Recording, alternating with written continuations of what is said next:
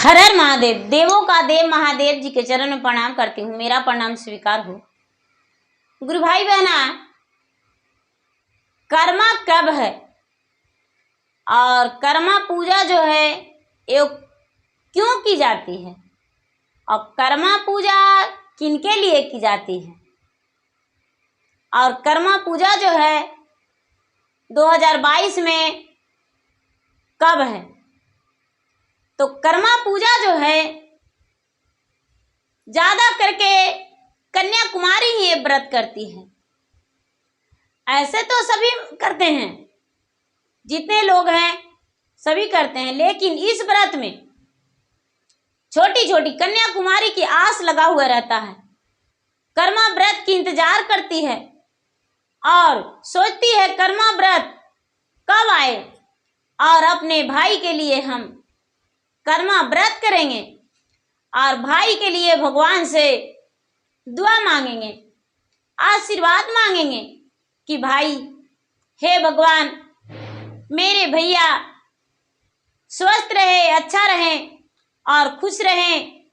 अपने भाई के लिए भगवान से प्रार्थना करती है और कर्मा व्रत करती है। अपने भाई से सारा चीज, सारा सामग्री पूजा का मंगवाती है और कर्मा व्रत जो है बड़े धूमधाम से पूजा करती है। तो चलिए, आज जो ये कर्मा व्रत है वो 6 सितंबर का है। 6 सितंबर का कर्मा व्रत 2022 में है। कर्मा की विधि ये है कि 5 सितंबर को सवेरे प्रातः काल स्नान करके, बाल धोकर स्नान करना चाहिए और स्नान करके और शुद्ध शुद्ध भोजन करना चाहिए। शुद्ध शुद्ध भोजन इसलिए करना चाहिए कि कोई भी व्रत में कोई तामसी भोजन नहीं होना चाहिए। कोई भी व्रत करें तो शुद्ध शुद्ध भोजन करना चाहिए। चने की दाल, मसूर दाल, अरहर दाल नहीं बनना चाहिए। चने की दाल बनाना चाहिए और चने की दाल बनाकर और जो भी भोज सब्जियां बनाए उसमें शुद्ध शुद्ध भोजन होना चाहिए और शुद्ध शुद्ध भोजन उसमें लहसुन, प्याज, कोई ऐसा तामसी चीज नहीं डालें और शुद्ध भोजन करें। और पूजन के समय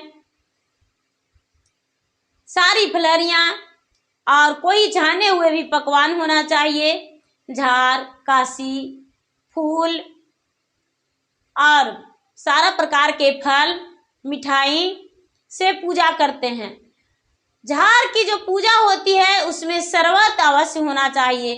और कर्मा की डाढ़ जो है वो कर्मा व्रत में भाई को ही लाना चाहिए। ऐसे तो नहीं रहने के बाद भाई को नजदीक में कोई भी ला सकते हैं, लेकिन कर्मा डाढ़ जो है वो भाई के ही लाना चाहिए। कर्म डाढ़ ये पूजा होती है, कर्म डाढ़ के बिना नहीं। कर्म डाढ़ होना जरूरी है। अवश्य कर्मा के डाढ़ पूजा में रहना चाहिए और भाई के लिए पूरा परिक्रमा करते हैं, झार में घूमते हैं और घूम घूम के और परिक्रमा करके और भजने गाते हैं। सभी जो भी पूजा करते हैं सारा लोग मिलके और भजन गाती है और खुशियां मनाती है।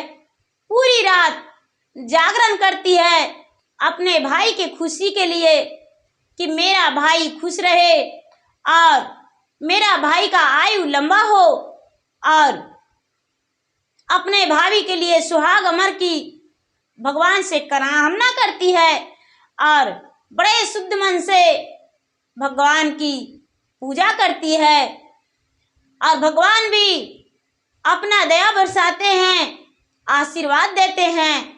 कभी भी भाई रक्षा करते हैं, लेकिन उस दिन बहन अपने भाई की रक्षा के लिए भगवान से कामना करती है और पूजा करती है।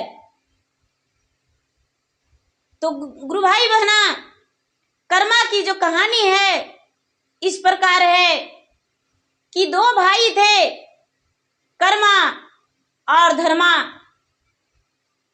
कर्मा और धर्मा दो भाई थे। तो दोनों भाई आपस में बड़े प्रेम से रहते थे, लेकिन बड़े भाई का विवाह हो गया और जो बड़ी वाली आई तो कर्म एकादशी के सवेरा में भोजन बनाई और भोजन बनाकर और जो माड़ पसता है वो माड़ गरम नाली में फेंक दी। और कर्मा महाराज जो कर्मा गोसाई हैं वो क्या किए कि वहां पे आस लगाए बैठे हुए थे और ये फेंक दी।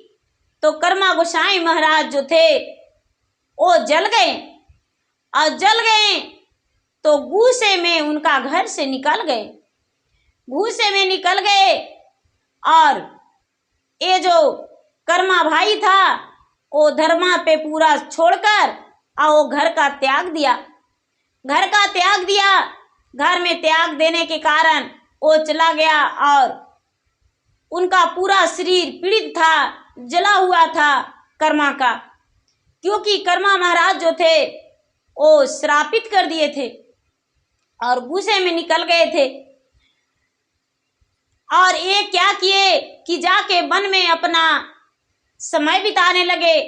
पूरा गुस्से में इनका शरीर जो था वो जल गया था कर्मा का। धर्मा के घर में खाने और पीने और पहनने का नहीं रहा, बड़े दुखी रहने लगे। इनका खेत में फसल नहीं होता, कोई ऐसा प्रकार का कोई कार्य नहीं होता। अपने पत्नी से बोले, धर्मा हम जाएंगे कर्मा को ढूंढने। और कर्मा को ढूंढने के लिए निकल गए। चलते चलते चलते चलते चलते चलते बहुत दूर चले गए तो एक बहुत बड़ा वृक्ष था आम का। आम का जो वृक्ष था वो सूखा पड़ा था। बोला, अरे धर्मा तू कहाँ जा रहे हो? धर्मा बोला, अरे भाई मैं तो कर्मा का खोजने जा रहा हूँ। बोला, जल्दी से खोज कर लाओ। जब से कर्मा गया है तब से मेरा जो पता है सूखा पड़ा है, मुझ में तो थोड़ा सा भी जान नहीं है। आगे बढ़ा, एक बहुत बड़ा तालाब था। तालाब में जल भरा था लेकिन जल में कीड़ा पूरा पड़ा था। ये सोचता है, अरे इतना बड़ा तालाब है लेकिन खाड़ी कीड़ा हो गया है, इसमें एक नहीं मछली दिखाई दे रहा है और ना ही तो शुद्ध पानी है। तालाब को निहारते हुए धर्मा देख रहा था। तालाब पूछा, कहाँ जा रहे हो? धर्मा बोला, मैं कर्मा को ढूंढने जा रहा हूं, जल्दी से ढूंढ कर लाओ। आगे बढ़ा तो देखा कि धर्मा जो है नजर पड़ा, कर्मा बैठा हुआ था और उनका शरीर में पूरा फोड़ा पड़ा हुआ था। ये देख अपने भाई को हाथ पकड़ा और बोला, हे धर्मा तुम ऐसे क्यों? कर्मा तू ऐसे क्यों हो? धर्मा बोला कर्मा को, तुम ऐसे क्यों हो? चलो घर चलो, तुम्हारा सभी पेड़ पौधे फसलें सब इंतजार कर रहे हैं, चलो। बोला, भैया मैं तो बहुत पीड़ित हूँ। उन्होंने बोला, कैसे? बताया, क्या कहूँ। भाभी ने भोजन बनाई माड़ पसाकर मेरे ही शरीर के ऊपर फेंक दी। कर्मा गोसाई नाराज होकर और श्राप दे दिए हैं, मेरा शरीर पीड़ित है। भाई ने हाथ पकड़ा और बोला, चलो मैं इस पे लेप लगा के और ठीक कर दूंगा। भाई ने हाथ पकड़ के और उसे लौटा कर लाने लगे। तो जब लाने लगे तो तालाब के पास पहुंचे। कर्मा ने अपने हाथों से तालाब को छुआ, जल पूरा कंचन हो गया, सुंदर जल हो गया और उसमें मछली तैरने लगा। सारी जो कीड़ी मकड़ी थी सब मछली का रूप हो गया। तालाब खुश हो गई और बोली, जाओ जाओ कर्मा, तूने तो बरसों राह दिखाया और मेरा जल कोई छुआ भी नहीं। आगे बढ़ा, जब आगे बढ़ा तो एक सुंदर सा वृक्ष था, सूखा पड़ा था। वैसे कई वृक्ष भी सूखे पड़े थे, कितने पेड़ पौधे सूखे पड़े थे। फसलें जो थे, फसलें नहीं उगते थे। फसल को देख भी सब लोग कहते थे ऐसे कैसे हो गया। जब आम का वृक्ष देखा तो बोला, लौट गया कर्मा भाई? बोले हाँ, अपने ही हाथों से कर्मा वृक्ष को छुआ, वृक्ष हरा भरा हो गया। जब घर लौटा तो घर लौटते ही घर का खुशहाली बढ़ गया और सभी लोग आवाज उठाने लगे, अरे कर्मा आ गया, घर का रोशनी, गांव का रोशनी बढ़ गया। पूरा गांव, पूरा वहाँ उस नगर में, इलाके में हरा भरा हो गया और उजियाला फैल गया, सब फसल हरा भरा हो गया। तो गुरु भाई बहना, जो कर्मा और धर्मा थे वो दो भाई थे, और ये जो पूजा है कर्मा और धर्मा की होती है, कर्म गोसाई की होती है। तो गुरु भाई बहना, मेरा वीडियो अच्छा लगे तो इसे लाइक कीजिए, शेयर कीजिए, सब्सक्राइब कीजिए। धन्यवाद। हर हर महादेव, घर घर महादेव।